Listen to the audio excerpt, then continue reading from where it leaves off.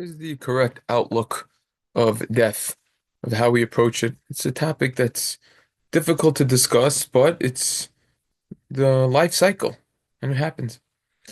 We have to realize that the Nevuah, as we discussed in the beginning of Sefer Yeshua, prophecy only rests on someone who is in a state of happiness.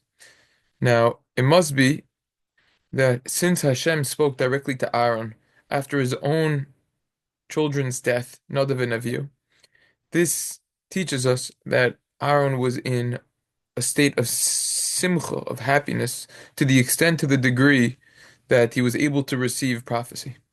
Why was he happy after death? How is that even possible?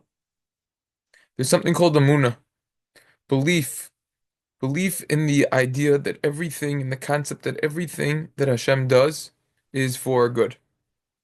That's what we have to realize. No matter what happens, whether we could comprehend it or not, we have to realize that it's for good. That it's part of Hashem's masterful plan that we might not be able to comprehend. Someone who has this belief will always be in a state of happiness no matter what, even after the death of someone that he loves so much. Someone who has this strong level belief will always be happy. Now, death isn't permanent separation. It's merely a ma'avar, it's a gesher, it's a bridge. It's a bridge to a better world, a better place. When someone who has this type of belief, this type of emunah, he cries for a departed loved one, he's not crying because that person is lost forever. Rather, the idea is that he's crying for the same reason that people cry when they separate after when they're gonna go on a flight and not see each other for a long time or go to a faraway place. Because they know that they're not gonna see each other for an extended period of time. This is the idea over here that Aaron internalized this concept that death is just arois, that it's temporary, that he didn't even feel any pain or sadness when his sons were taken for them. And because of this, he merited prophecy. Not only is Aaron able to achieve such a high level, but every single person, whatever his spiritual level, could work on his belief to this degree and to accept whatever judgment occurred with love and have no complaints at all. And someone who does so will merit a tremendous amount of reward, just like Aaron. In the most difficult times of a person's life is shidduchim, when he's trying to find a partner to marry. A lot of times, the person feels thoughts of rejection, or a similar idea, but at a smaller level, if a person's looking for a new job or a job in general, and it's not working out, he's not finding the one, he's not finding the job, he's not finding the person. And it's a process. And at the same time, he might have friends who got married after the first person that they dated or found a job very, very quickly. So this individual is hurt during the process over here. It's important to realize that he's not being inflicted because of other people. It's not other people that are doing it to him. It's all decreed from above. Person isn't able to harm someone else unless it was decreed from above that he should be harmed. Everything that happens is for our ultimate good.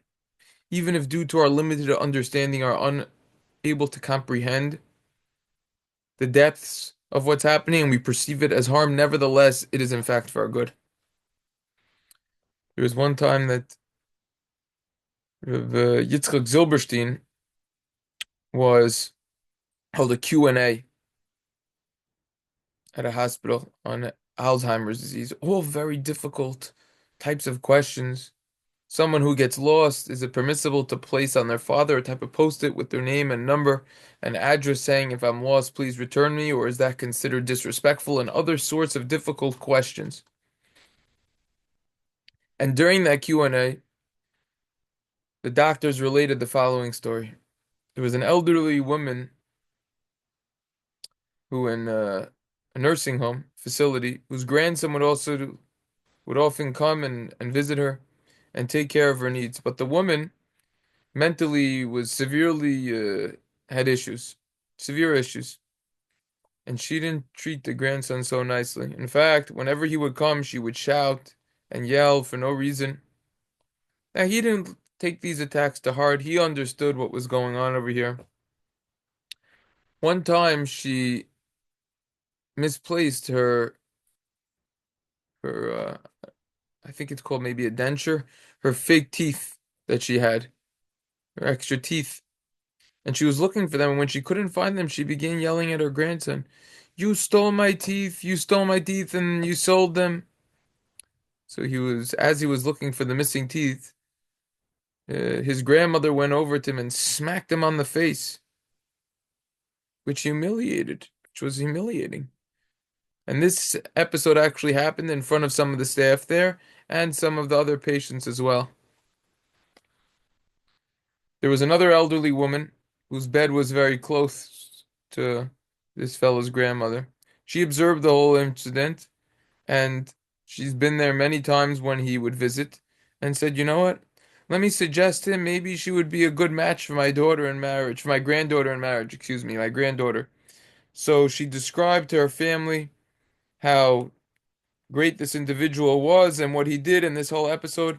Long story short, they ended up getting married.